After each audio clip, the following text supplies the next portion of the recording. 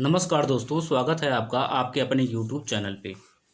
आज हम लोग जीएस पॉइंटर के तहत प्राचीन भारत का इतिहास का पहला चैप्टर पाषाण काल के बारे में पढ़ेंगे।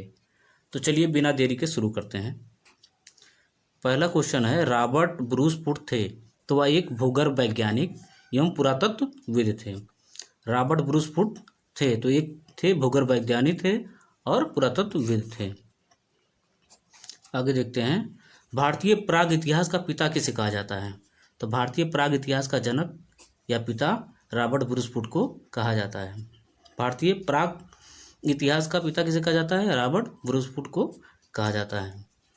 आगे देखते हैं तीसरा, कोपनहेगन संग्रहालय की सामग्री में पाषाण, कांस्य और लौह युग का त्रियुगीय विभाजन किया गया है।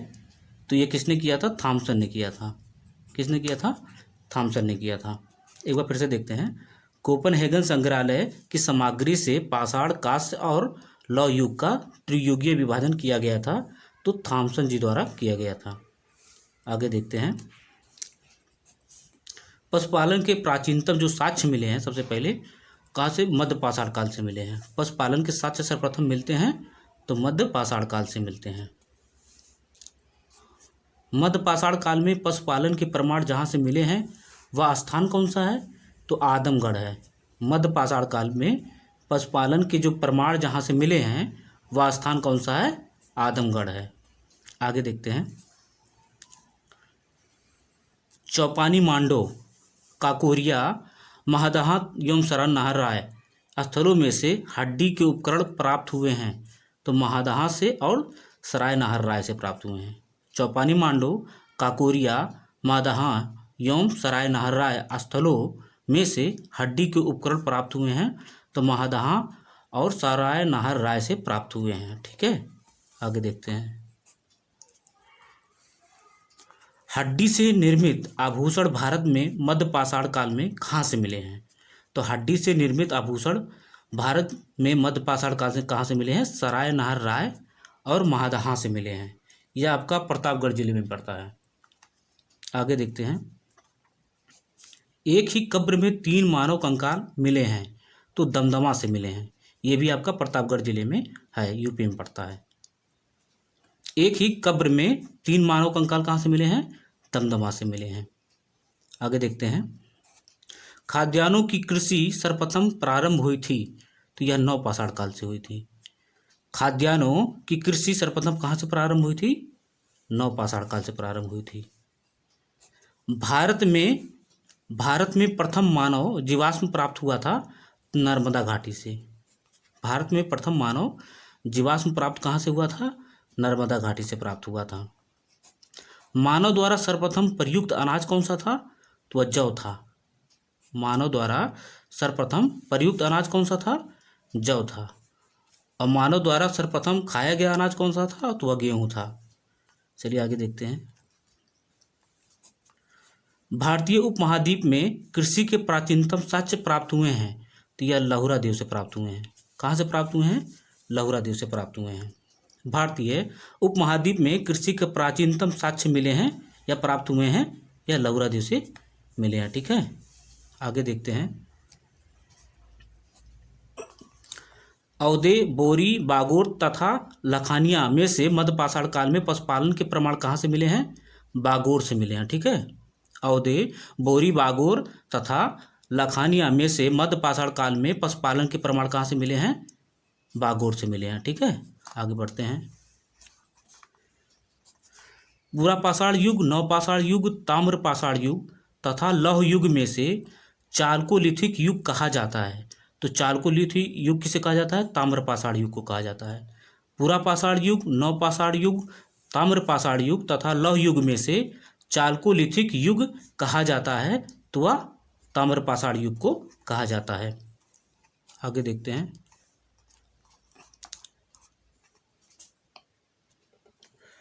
आमरी, मेहरगढ़, कोटदीजी तथा कालीबंगा में से वह पूरा स्थल जहाँ से पाषाण संस्कृति से लेकर हड़प्पा संस्कृति तक के सांस्कृतिक अवशेष प्राप्त हुए हैं तो वह प्राप्त हुए हैं मेहरगढ़ से।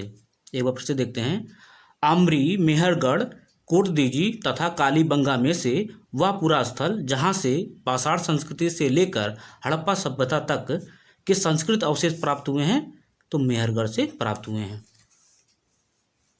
आगे देखते हैं, नवदा टोली का उत्खनन करवाया था, किसने कराया था? एच.डी. सांकलिया ने। ठीक है, नवदा टोली का उत्खनन किसने करवाया था? एच.डी.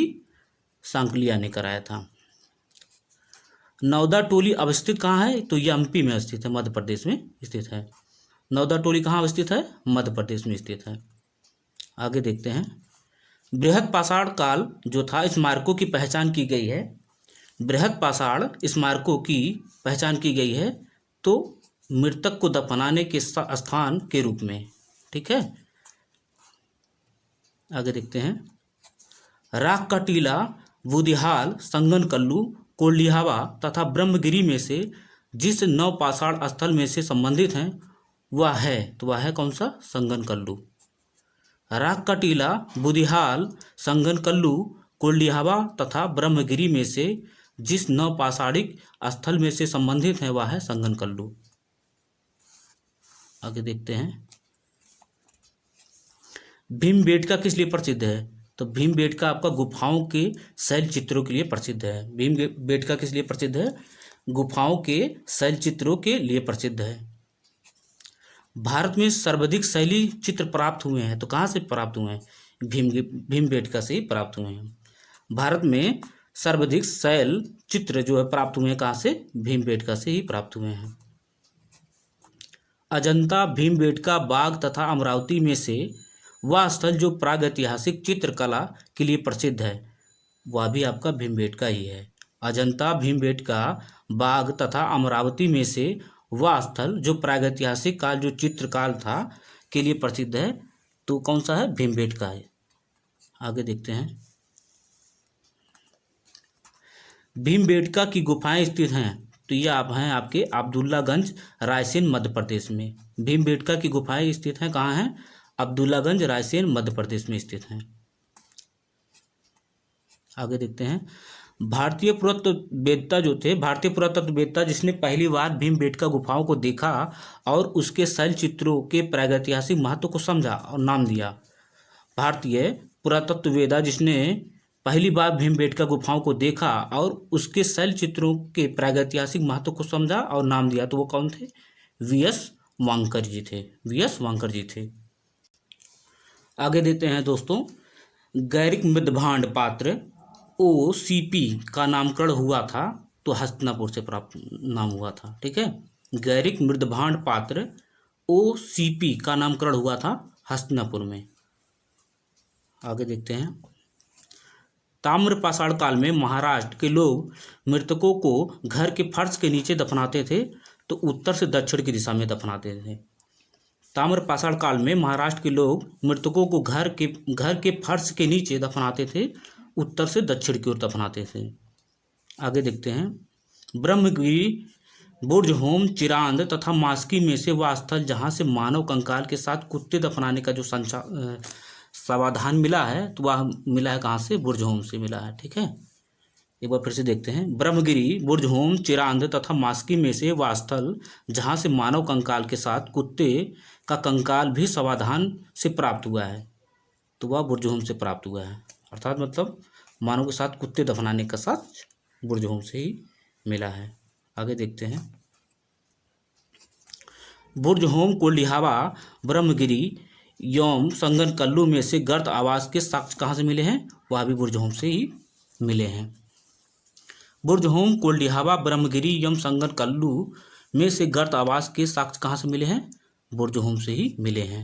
आगे देखते हैं, चंद्रकेतुगढ़ किस लिए प्रसिद्ध है? तो टेराकोटा के लिए प्रसिद्ध है। चंद्रकेतुगढ़ जो है प्रसिद्ध किस लिए है? टेराकोटा कला के लिए प्रसिद्ध है। गणेश्वर संस्कृति जो चलती थी, गणेश्वर प्रसिद्ध है किस लिए प्रसिद्ध है? ताम्र कलाकृतियों के लिए प्रसिद्ध है। गणेश्वर प्रसिद्ध है ताम्र कलाकृतियों के लिए प्रसिद्ध है। आगे देखते हैं, विंध्य क्षेत्र का वह शिलाश्रय जहाँ से सर्वाधिक मानव कंकाल मिले हैं, तो लेखैया से मिले हैं। सर्वाधिक मानव कंकाल कहाँ से मिले हैं? लेखैया से मिले हैं। आगे देखते हैं, नूतन भूतल काल के अंत में सूखे के कारण विंध्य क्षेत्र में भोजन की कमी के कारण लोगों ने गंगा घाटी क्षेत्र में प्रवास किया था, या अवधारणा दिया है? तो GR शर्मा जी ने दिया है। नूतन भूतल काल के अंत में सूखे के कारण विंध्य क्षेत्र में भोजन की कमी के कारण लोगों ने गंगा घाटी क्षेत्र में प्रवास किया था, या अवधारणा दिए हैं? तो GR शर्मा जी ने दिया। ठीक है, आगे देखते हैं। भारतीय पुरातत्व सर्वेक्षण संस्कृति, पर्यटन, विज्ञान एवं प्रौद्योगिकी द्वारा मानव संसाधन विकास विभागों मंत्रालयों में से संलग्न कार्यालय है। तो यह है संस्कृति कार्यालय का। ठीक है, वह फिर से देखते हैं। भारतीय पुरातत्व सर्वेक्षण संस्कृति, पर्यटन, विज्ञान और प्रौद्योगिकी तथा मानव संसाधन विकास विभागों मंत्रालयों में से संलग्न कार्यालय है, तो संस्कृति मंत्रालय का। आगे देखते हैं। भारतीय पुरातत्व का जनक किसे कहा जाता है? तो भारतीय पुरातत्व का जनक अलेक्जेंडर कनिंघम को कहा जाता है। भारतीय पुरातत्व का जनक किसे कहा जाता है? अलेक्जेंडर कनिंघम को कहा जाता है। भारतीय पुरातत्व सर्वेक्षण के प्रथम महानिर्देशक थे जॉन मार्शल थे। भारतीय पुरातत्व सर्वेक्षण के प्रथम महानिर्देशक थे जॉन मार्शल थे। आगे देखते हैं। राष्ट्रीय मानव संग्रहालय स्थित है, तो यह राष्ट्रीय मानव संग्रहालय आपका राष्ट्रीय मानव संग्रहालय या भोपाल में स्थित है। इसके आगे अगली वीडियो में देखेंगे। अगर वीडियो आपको अच्छा लगा हो तो वीडियो को लाइक तथा चैनल को सब्सक्राइब कर दें, अपने दोस्तों में शेयर कर दें। धन्यवाद।